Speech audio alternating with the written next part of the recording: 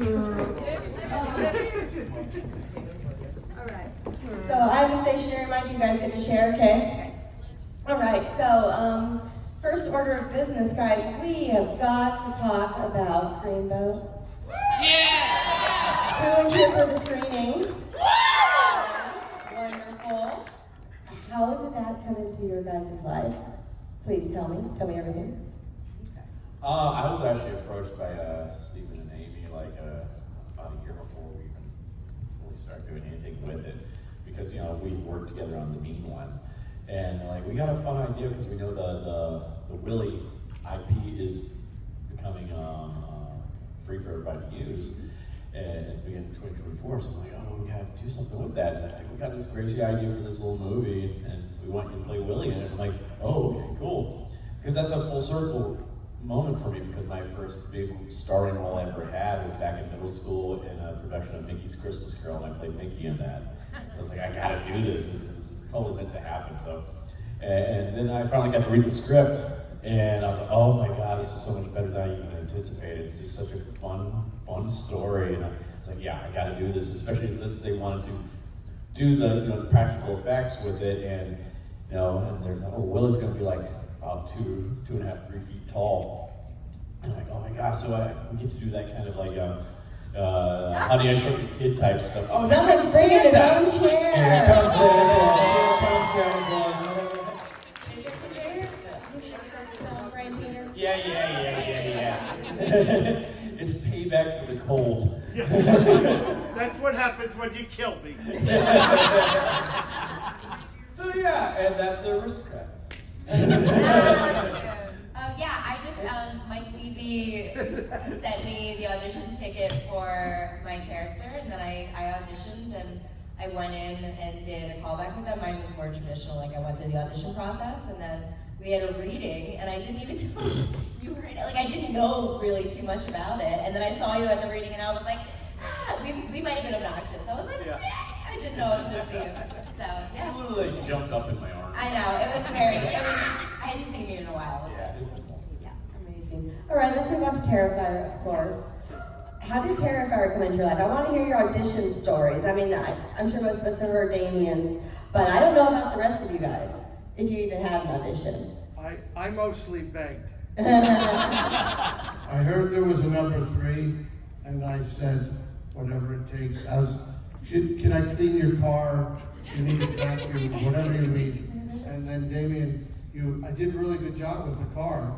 If this guy can Simonize a car like this, he could play Santa. Damien, Leone, and all that, right? As they get in? What? So to clean the car is to get in, right? His car. His car. Yeah. If you want to get in, you got to clean my car. And then I introduce you to him to clean his car. Valuable information.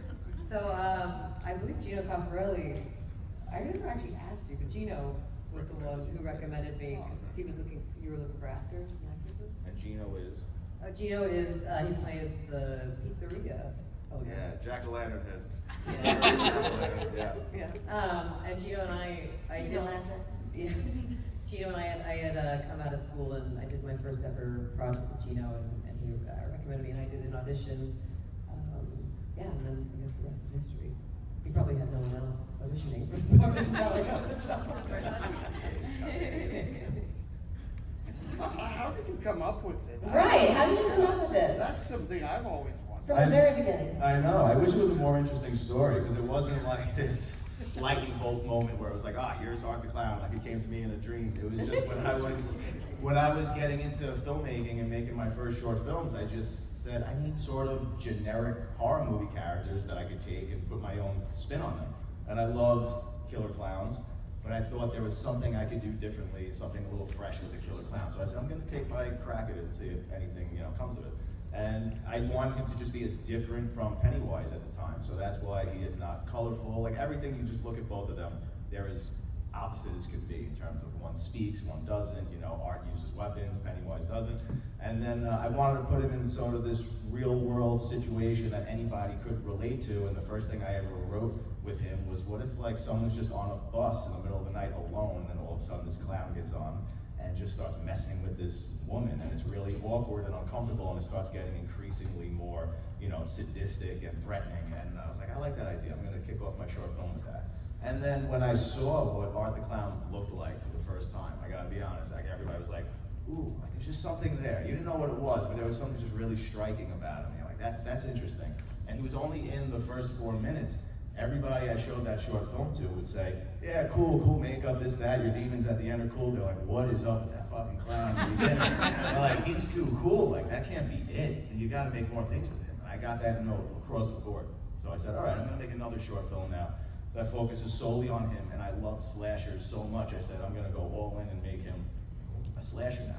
And it was just, every time I'd make something new with him, it was sort of the fan base would grow, or the hype around him would just grow a little more, and it was like, all right, now I gotta get him into a feature.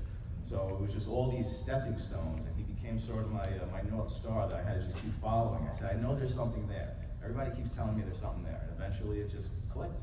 But it seems like this overnight success, kind of, right? Because once part 2 came out, it was this sort of indie sensation, but I mean, this is a long time in the making. This was 2005 when I made the first short film.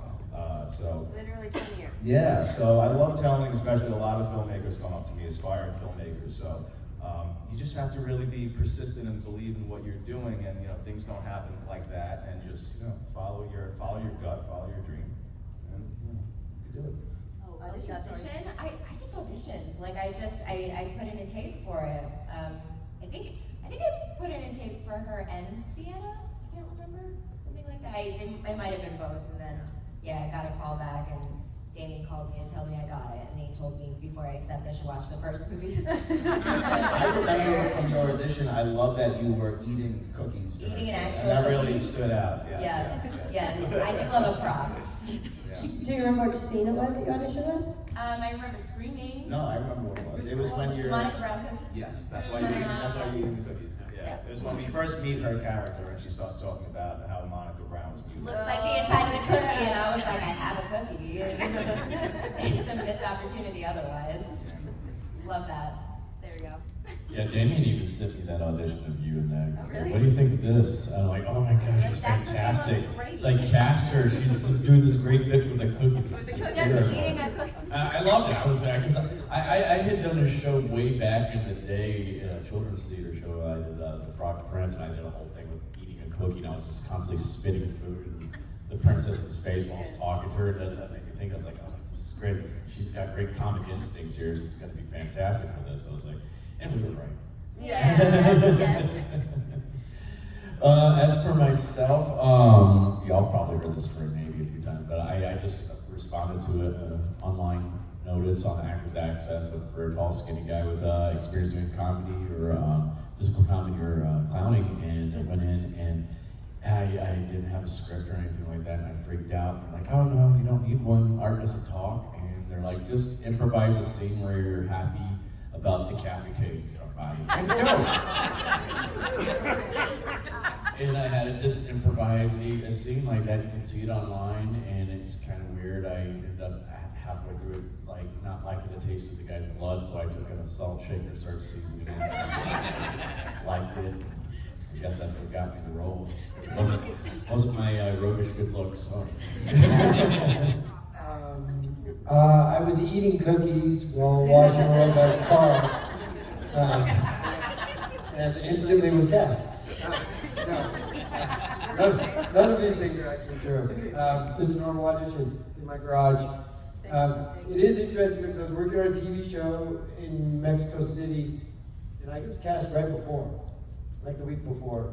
And they called me and said, "You've been offered this part." I said, "Let me read the script," to which you said, "No." There's no script, and I was like, what is this fucking project? There's no script. And I was like, I don't know, guys. But then they sent me these 8 pages and to test into the writing, because I read the 8 pages and I was like, okay, this shit's funny. I had no idea what the movie was, and if I'm going to be completely honest, I didn't know what Terrifier was. And so when I showed up to do it, I showed up to do an 8-page scene with this this fucking lunatic. And the next thing I do, I was like, I don't know what the hell's going on here. But this is really fucking entertaining. And they've got something happening here, which of course you already did. But yeah, my story literally was just a traditional audition. I filmed in my garage in Los Angeles and pretend I'm in New York. But yeah. I can only imagine what year was going through your mind and when I first came in with that pack. I'm like, oh my God, what did I get myself into? No, because I started doing research on YouTube, and holy fuck, is that a rabbit hole. And I was watching, by the time I showed up, I was watching like hour-long videos about, like, we saw a piece of skin on art, and like there was these wild theories about why they did it on purpose.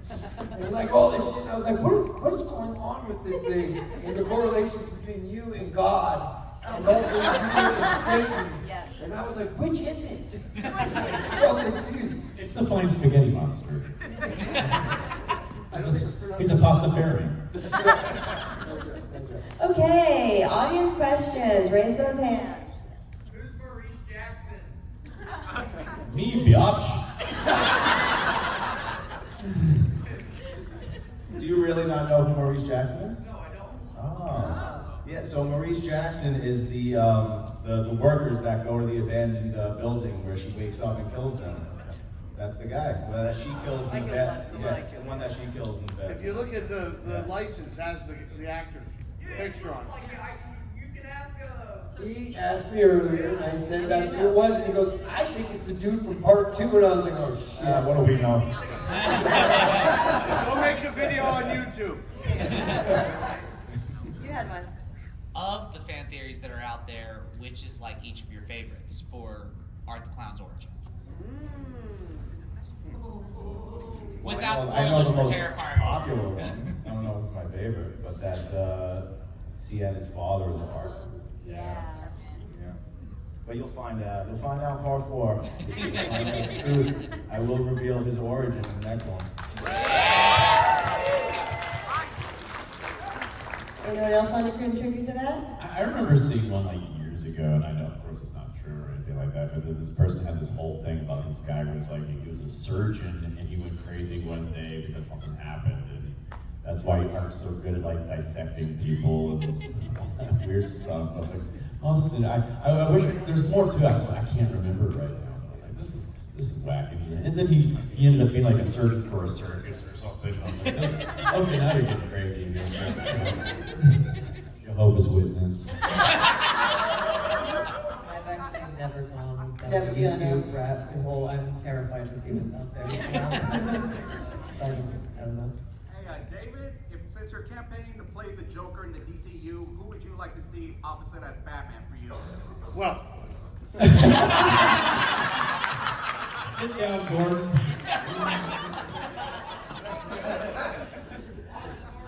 I would really like Jensen Ackles. I think he's already done like the animated version of Batman. I love this. What did you say? Jensen from Supernatural. Yeah. Got it. Because he does a great Batman, and I think he has a great look for the character too. So I think that would be fun. Plus, I'll just love to work with him. I hear he's a really cool dude. So, but if there's ever a Harley Quinn, this is who I want. So, that would definitely put a smile on my face.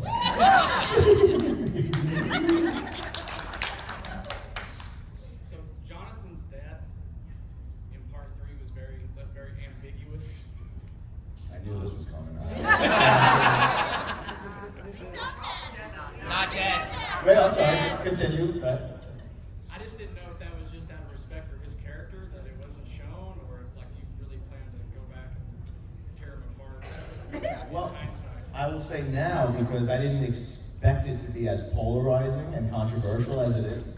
So I'd rather not say anything about it ever again. No, I'm kidding.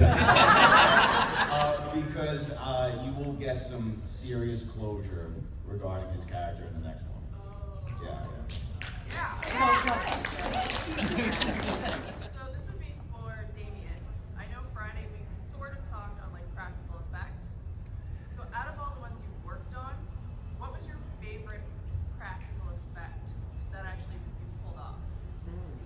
good question. There's been a lot of cool ones, a lot of really difficult ones. As a whole, I'm very proud of the bedroom murder in part 2. We intentionally went in there to try and one-up ourselves from part 1, and of course everybody who was a fan of Terrifier would always speak about the hacksaw scene, so we said we gotta raise the bar somehow. So there was a lot of pressure, and it was rewarding when it worked. But I think within that scene, what I'm most proud of pulling off is not using CGI to take her arm away. So, and this is also a testament to Casey, who basically just had to hide her arm as far back behind her back. And we glued this stump to her, and we painted her arm black in case it poked out. And she could only kind of like cheat her body to a certain way to the camera. If she moved like an inch too far, we'd have to do another take. So it was really tricky to pull that off, and it looks really convincing. I'm happy about that. I love that part too. So. Oh, thank you. That whole scene was really convincing. You told me on one of the panels that was a puppet at the end, and I thought it was her poking out through the bed. That's how real it looked. Oh, thank you. So I was like, wait, what? Yeah, no, that was me and Phil Falcone, the producer. We built that together. We took a mold of Casey sitting down in that position when she's on the bed. And I knew this body had to wake up, but I wanted it to look, basically, I wanted the audience to know that this is not a human being. I guess that didn't work, but No. I wanted it to be. We're in the world now. I wanted you to be looking at this corpse and say, wow, I mean, it's so mangled that they had to resort to a dummy at this point. And then that's why, and then I wanted that thing to wake up, and you guys should be like, oh fuck, like she's still alive. But I never built anything that intricate.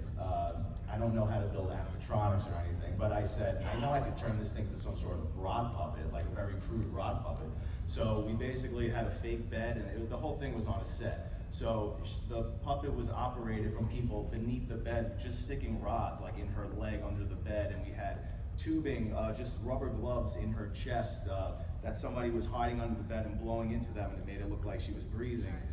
And then someone behind the wall sticking a rod in the head, and they could just kind of like lift the head up and make it wake up. So we just cued that all on action, and she kind of just like comes to life, and it was cool. I mean, it worked. It's one of my favorite shots, one of the most shocking things. So. Are you ready to talk about the balloon animal incident? The balloon animal incident. That's a Dave thing. Is that what you're referring to in Terrifier 2 with the man's penis? I thought it would have been funny. to just like, blow up just the tip and make it into balloon animal.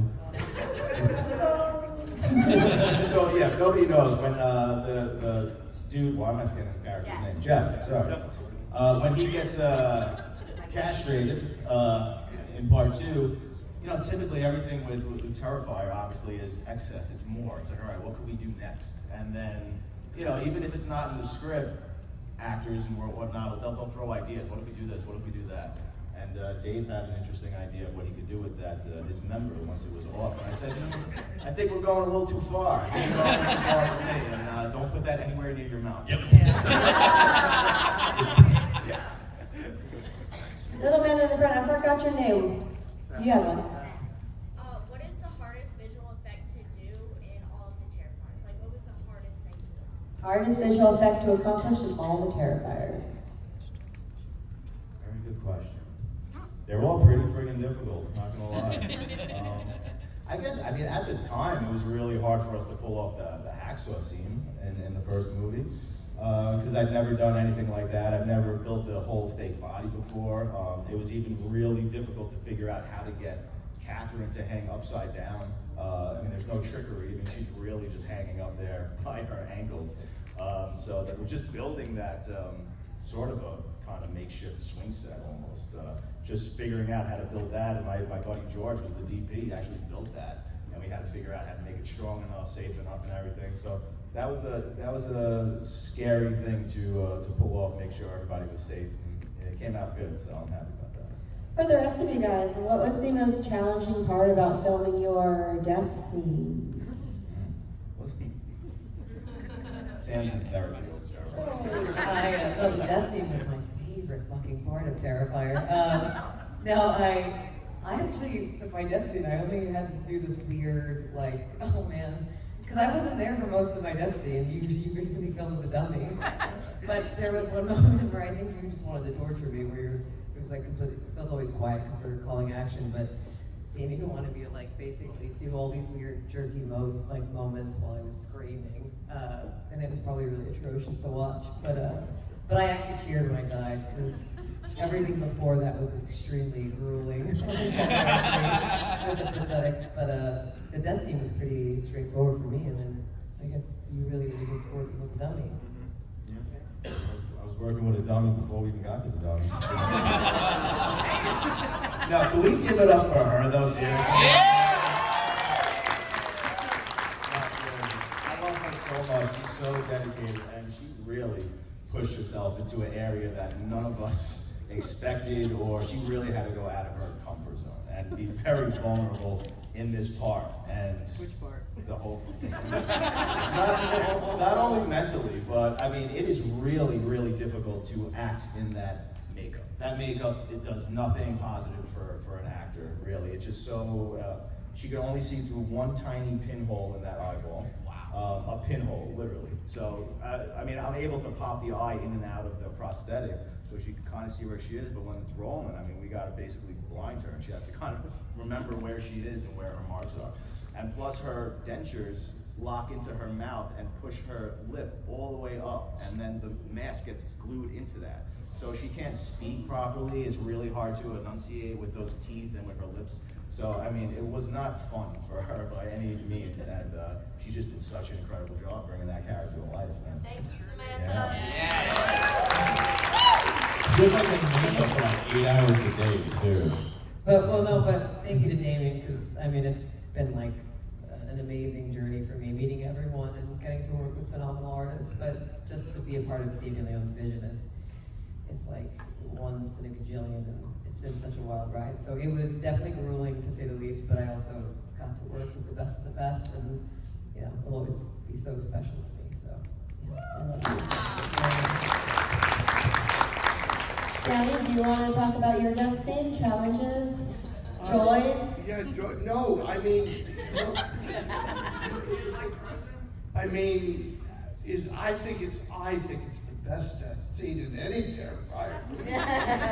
It's certainly the most elaborate. And I said, you know the death scene's going to be big when they say, Dan, get out of the shot. And then they wheel in the other version of it. But Christian Tinsley and his team did a great job for Damien on that movie. Probably the hardest thing was keeping a straight face during all of our preemptive death stuff. I just said that you were spitting in the actor's face.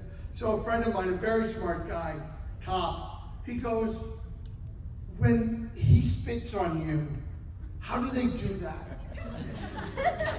And I said, what do you mean? He goes, how do they make it look like he's spitting on you? I said, he spits on me. And so now I've got to find that princess frog, and we'll have it. Oh, I felt so bad for you.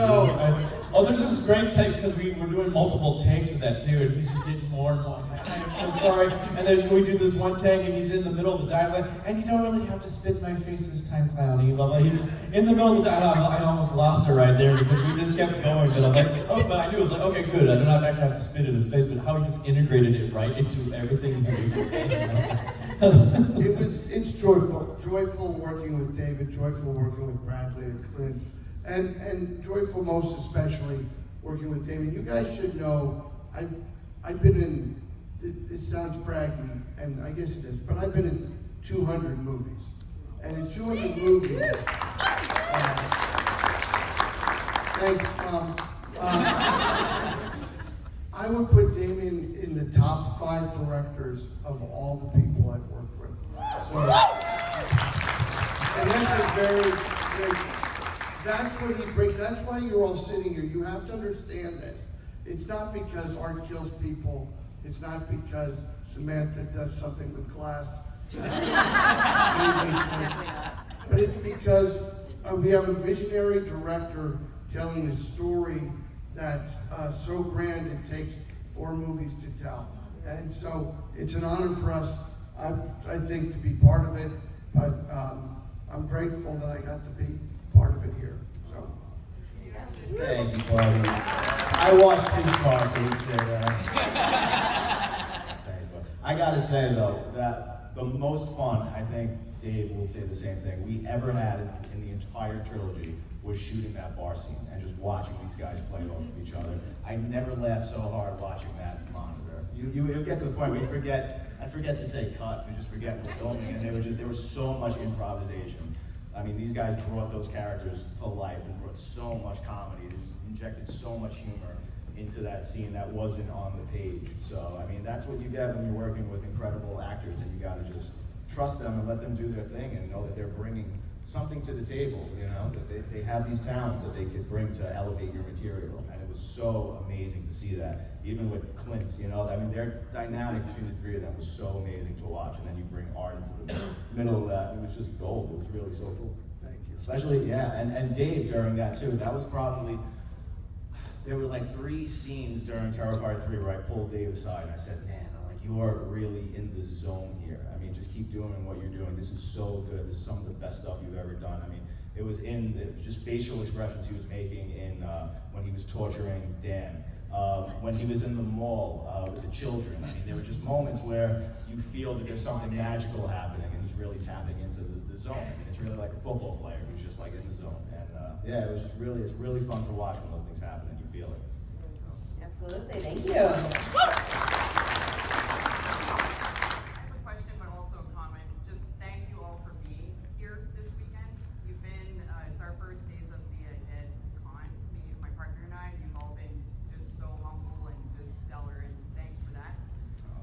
Thanks, Mo. My question, I guess, Damien, you can't really answer because you're the mastermind that's going to write the script, but what is something that all of you want to see happen in Terrifier 4? I would never give an answer to that because it will never touch what Damien's gonna do. I don't really, I'm the fan now, so I'm ready to sit front row seat of part 4 and see him work his magic. But obviously, you know, I love all the characters, but to see David and Lauren go head to head, I think that's gonna be the most exciting. Like, I always say, and you guys have probably heard me say it at the table, but like how they ended with the chainsaw scene, and that wasn't the end of the franchise, that was just the end of part 3. I'm like, where the fuck is it gonna go? Good luck, Phil Falcone, the producer, producing that final scene, but I'm really excited to see their final showdown. I just echo that, yeah. Let's see, I'm gonna buy a ticket. Yeah, I feel like if they have to go into hell, I just want selfishly Brooke to be like smoking a cig, like she's definitely in hell, and be like, what the fuck are you guys doing here? That's what I want. Wait, I didn't know we could put ourselves in it. You'd be on my Yeah, lap. see you there? You'd be on my lap. That's what I was Do you have something to contribute to that, Bradley? What would you like to see? I'm a little pissed off. I know you're new. My pitch was my twin brother, but this is smarter. I was going to do a haircut for you. I mean, I'm not Roebuck. I haven't done 200 movies, but I've worked quite a bit, and 25 years in this business. And when somebody was asking me about this particular movie, and one of the things that's interesting that you all should know, just in terms of the appreciation of it, a lot of times you show up and somebody is a genius with the makeup and the special effects, and you're like, that's wonderful, but the movie still doesn't work for a million other reasons. One of those reasons being the script doesn't work, another one being the direction doesn't work. So what you guys have sitting in front of you is somebody that knows how to do all of those things. Yeah. And that's why this is what it is. Listen, dude, I write and make movies myself, and I was like, you really know what you're doing, which is cool. It also allows us to sit in a room and fuck around for a couple days, knowing that we're in good hands, that you're gonna take care of it. And we got this guy over here doing this mime shit that's brilliant. You know? And so you know you're part of something that's gonna work, so you're willing to, jump off a little bit of a cliff and go, he's not gonna use it if it doesn't work anyway. Whereas sometimes if you do, you're like, oh God, if I do this, he's gonna put it in and look like an asshole. Yeah. We're not worried about that. So it's just a really fun place to play. And I think that's why you all enjoy it, because you guys recognize that we are playing. And having a good time. Thank you, buddy. Yeah, so I guess more of that for 4, okay? Can I ask, what would you like to see him for? That's much pressure right now. She's just worried you'll steal it. Just don't fuck it up. Yeah, no pressure, sir. No pressure at all. Any questions in this section? Yes. I was just curious, with Terrifier 3 having a much bigger makeup department, how that changed the experience for you, because you also love to do the makeup. It was wonderful because that's one of the reasons why Terrifier 2 took forever to make. It took years to make part 2 because it was really just Phil and myself doing all the makeup effects. We had another makeup artist, Alana, who was helping us out for a little bit, but ultimately it was just 2 guys building everything, and then a week at a time we'd stop shooting, go into his basement for 2 weeks, build what was coming up, and then call everybody back and be like, all right, we're ready, let's go. So that's not how you make a movie. So it was amazing to have a team now that can just go off and build everything. Well, now I can focus on every other aspect of filmmaking, which is what a director really does. He manages all these departments. I mean, every department, you have to go through everybody's wardrobe, everything that's in a room on the set design. I mean, the production designer presents you with everything. What about these paintings? What about this color? What about that bed sheet? So it's a lot of work, so I was able to focus on all that, and I think because of it, it's technically the best film out of the trilogy. I mean, whether or not it's the best film is subjective, but I don't think you can argue. I think it's the best looking and the best well made, and that's because I got to really focus more with these other departments where I get pulled away too much with the practical effects. So it was great to have teams like Christian Tinsley. Well, this guy is responsible for the work on Passion of the Christ and No Country for Old Men, Westworld. I mean, this is another level of practitioner here that was just incredible to work with. So it was really cool, but I still have to get my hands bloody. So you'll see tons of behind the scenes where I'm still putting blood on like every prop, because instead of me just saying, oh, I want a little dot of blood here, I'll just go in there and put it myself. No, you literally, there were moments you were so slammed, but I felt like there were moments Damien was like trying to sneak into the room with us and like touch us up, because I feel like even though you're doing a million things, there's a part of you that still missed. And no, my God, that yeah. part, right? It's amazing. Did you have a question? What kill would you like him to do in the next movie? What kill would I like him to do in the next movie? Like all of you, what would you like to see him do? Wouldn't you like to know? I can't tell you, I know what they are. Yeah, so I still have some bullets in the chamber, some really crazy kills that I've been sitting on waiting for this last one, so I'm excited for you guys to see it, but I can't tell you what it's going to be. Do you ever change your kill plan?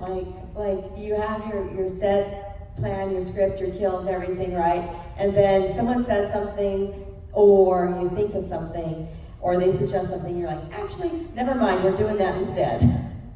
It depends, because a lot of these things are built so intricately and they only work a certain way. You can only improv with them so much, but other times the effect doesn't work, and then you're forced to come up with another way to make it work. So it's always changing. But like I said before, when we're dealing with the props and there's a severed leg, and it's like, all right, can we do anything else funny, or something interesting, like Dave smelling the foot after tossing it. That wasn't in it. He came up with that on the spot. So it's like always trying to figure out new things to do while we're messing with these body parts if it's possible. Well, with every aspect of it, you always want it to be better. Like nothing is really too sacred. Everybody's open to give their input or give some thought if it could be better, right? And all the way into the edit of the movie, you could change the whole movie in the editing room. So until it's like ripped out of your hands and it's up on the screen, I'll keep changing it to make it better if I possibly can. Thank you. Okay, one final question to wrap us up, and I would love to know for all of you guys, what is the most rewarding part about being a part of the Terrifam? Start with Dan. You guys. Thank you for the support. I'm gonna say the same thing. It's a blessing. Yeah, it really is. It's I've said this a million times, but I've come into horror through the Terrifier franchise, and obviously working with Damien has been, like I said earlier, one of the best experiences of my life as an artist and him becoming my friend. But And the biggest waste of a beautiful face in the history of cinema. Which I used to think he hated me because he just keeps continuously torturing me more and more, but I realize that's his love language. But no, it really is. I really love meeting everyone and hearing why you love Terrifier and what it means to you, and it really has made me love like what I do even more and made it that much more fulfilling, but also love the genre and really appreciate like what we've been doing all these years. So thank you all for being so awesome. It's been such a pleasure. I really can't say it much better than that. You guys, the stories we hear where you realize, for the horror fans anyway, for the real hardcore fans, it sort of transcends being a movie, and it hits you guys on such a personal level, and when it's on a positive level like that, it's the most rewarding feeling, and it reminds me why I do this and why I fell in love with it as a child without really realizing why it was so powerful. And that's just one of the most beautiful things, and just the relationships that I form, and now the beautiful friendships that I have, and you know, continue to have for the rest of my life is really the most amazing thing. So, but you guys are so amazing, seriously.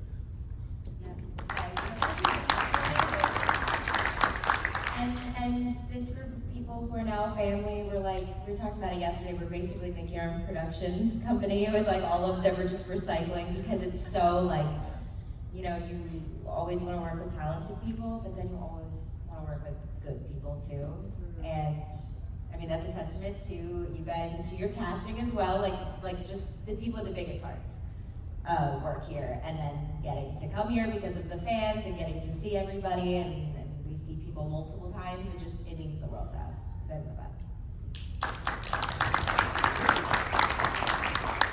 I was gonna say craft services, but especially Definitely those not. beef Definitely not. tips. I'm kidding. No, it's definitely you guys. It's been so much fun just being able to travel. But it's been fun just traveling all over this nation and actually this planet too recently, just to go see the fans everywhere we've been going. We got to go to Europe this past year as well on doing some press out there. It was so cool to see how this character, this franchise has reached people all over the world. I hear from fans from all over the world how much they love this character, and I think part of it is because he is assigned a character, so he translates very well internationally in that regard, and I think that's pretty cool. It's something I've never seen happen in quite some time with a character like this and a franchise, and especially because it's purely organic too. It wasn't mass produced by a big Hollywood engine. It's been the fans that made it all happen. It's you guys going out there and talking about this little film, and it just keeps going and going and going. I mean, they just mentioned Damien last night at the Indie Film Awards. Name dropped him, though they didn't nominate us for anything. But he's helped, revolutionize this industry in a lot of ways as well. And I think we're going to start seeing a lot more fun horror films coming out because of this, because you guys have allowed us to do what we're doing, and it's encouraging other filmmakers to go out there and start having fun with horror again. And I think you can already see that in some of the films that have already come out this year, like with Companion and Hard Eyes and Monkey. I mean, they're fun films, and I think that trend's going to keep going. It's all because of you guys, so give yourselves a round of applause for that.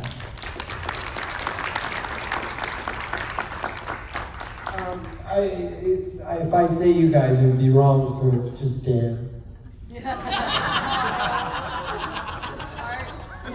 Hearts. Sorry. Didn't pay me to say that, but he's gonna watch my car. Actually, truthfully, I would take it maybe one step further and say, I'm new to a lot of what's happening here this weekend, and so thank you guys for welcoming me in. But one of the things that's so cool, I was talking to my wife last night about what this experience is like, and I said, well, the only way for me to sort of verse it is like outside of this place, the world's doing one thing right now, which is sort of chaos. but in here it's like pure passion and joy. And that's pretty awesome. And it's building real things too, and I think that's because it's coming from a good place. So the feelings and the joy you guys all have about this, if I would be so bold as to say, invite you to like, sort of let yourself live in that place even out there, because that's addictive for all of us. And that's a feeling we all need more of. Yeah. So, you know, one step further, you guys, this thing that you love is actually making you better people, so enjoy that too. Okay, so before I turn you loose and before we take our traditional picture, we need to bring up some very special people for a raffle drawing, apparently, yeah? All right. So, everyone, give it up for AdCast, Lisa, everyone.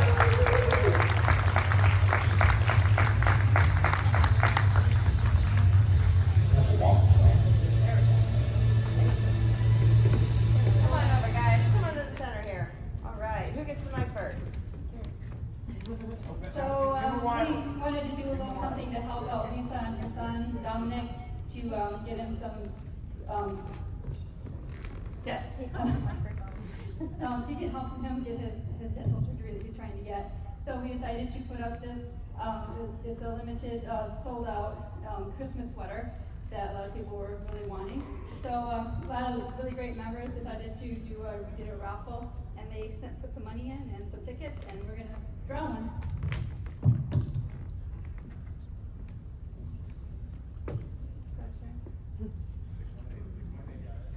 Yeah. This is yours anyway. That's a hard name. Kiona Long.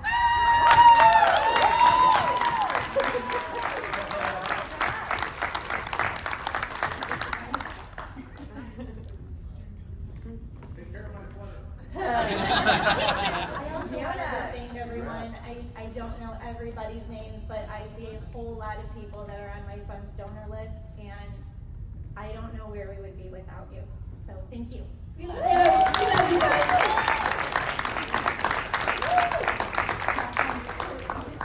Sweater, and then one of the members also gave you this too. I don't know if you want to. Oh,